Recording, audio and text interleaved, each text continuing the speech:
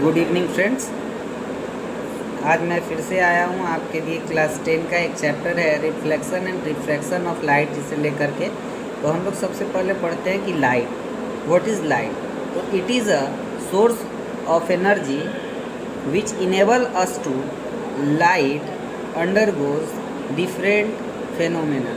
तो लाइट जो है वो एक ऊर्जा का स्रोत है जो कि जिसके वजह से हम किसी भी चीज़ को देख पाते हैं। इसमें हम लोग 5 चीज़ों पे पढ़ते हैं, लेकिन हमारे क्लास 10 में रिफ्लेक्शन और रिफ्रैक्शन पढ़ना है, तो हम लोग रिफ्लेक्शन और रिफ्रैक्शन को ही पढ़ेंगे। तो रिफ्लेक्शन की बात कर लेते हैं दोस्तों। तो रिफ्लेक्शन से पहले हम लोग जान लेते हैं कि जो सन होता है, सन से जो रे ऑफ लाइट आता है तो वो हमेशा स्ट्रेट आता है और किसी पॉलिश्ड सरफेस पे या किसी भी सरफेस पे आके टकराता है तो वो रिफ्लेक्ट कर जाता है।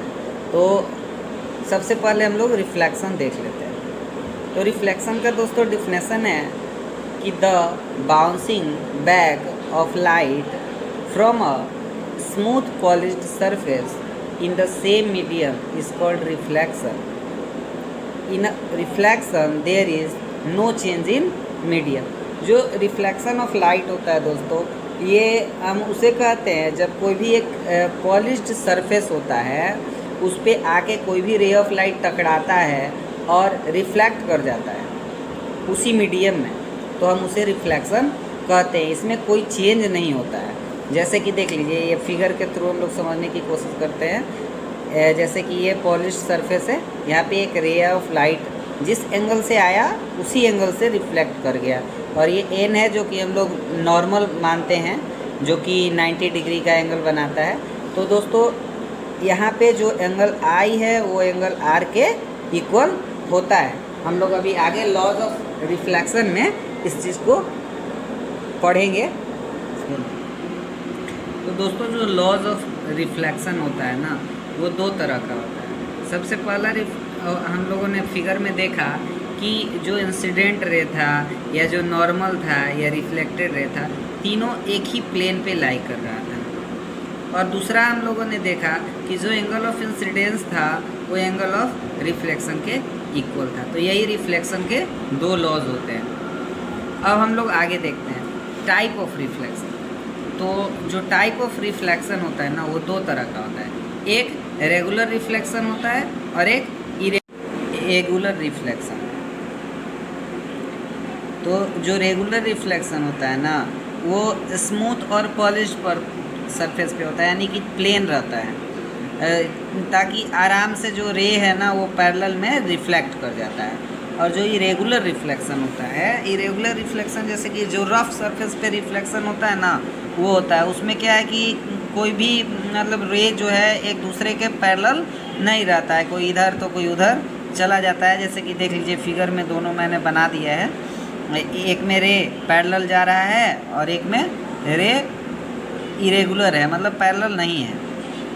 अब हम लोग देखते हैं कि जो हम लोग इमेज बनाते हैं प्लेन मिरर पर, वो कैसे बनता है।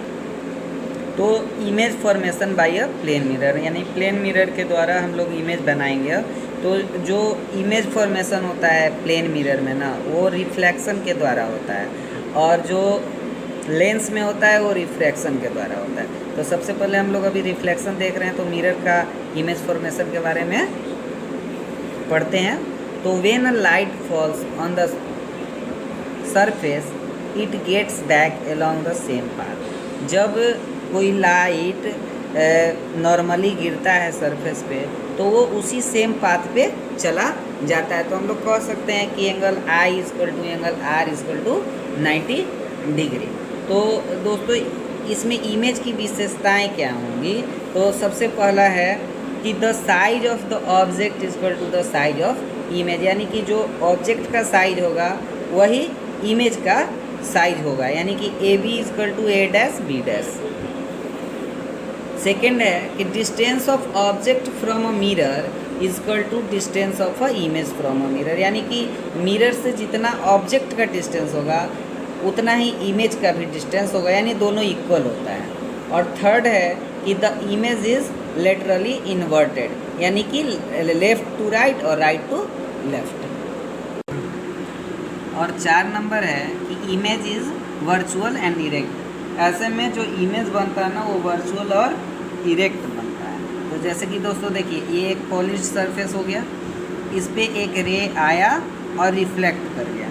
तो यहाँ देखिए ये ऑब्जेक्ट था और इसका इमेज कहाँ बन रहा है, ये मिरर के बिहाइंड में बन रहा है। और ये दोनों का जो डिस्टेंस है ना वो इक्वल है, जैसा कि हम लोगों ने पीछे पढ़ा।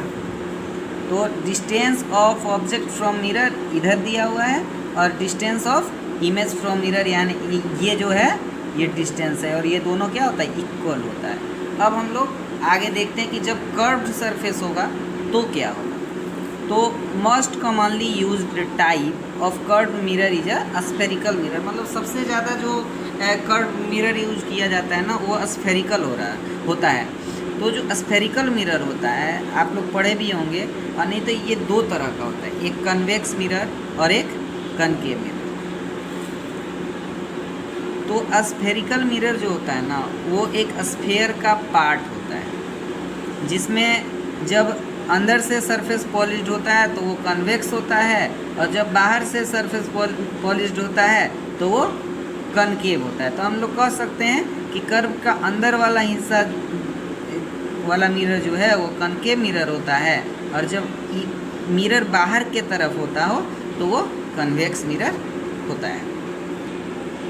तो हम लोग यहाँ डेफिनेशन देख लेते हैं स्फेरिकल मिरर क्या होता है। तो the mirror where reflecting surface is spherical are known as spherical mirror, यानी कि जिस मिरर का जो सरफेस है वो स्फेरिकल होगा वो स्फेरिकल मिरर कहलाएगा। और हमने पढ़ा है अभी कि ये 2 तरह का होता है, एक कनकेव मिरर और एक कन्वेक्स।